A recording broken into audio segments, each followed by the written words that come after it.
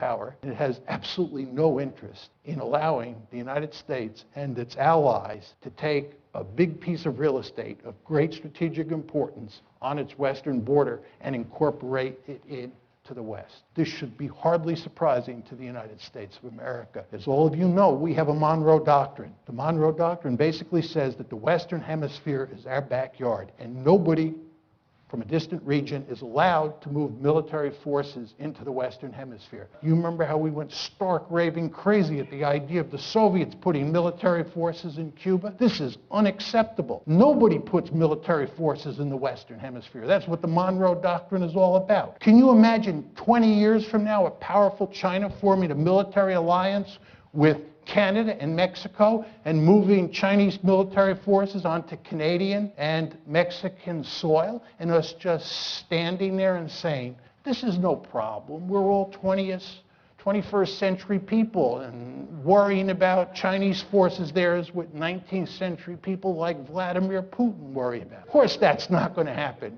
We're going to maintain the Monroe Doctrine with regard to China just as we did with the Soviet Union during the Cold War.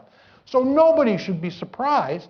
And by the way, they told us, but we did not stop our efforts to make Ukraine part of the West. And the Russians responded. Was it surprising?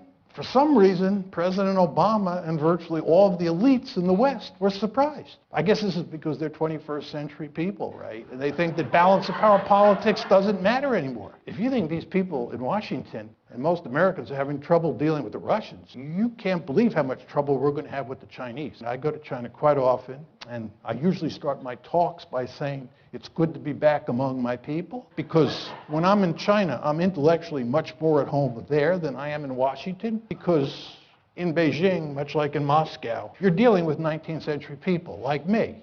Whereas in Washington, you're dealing with 21st century people. I think the Chinese are going to eat our lunch. 抖音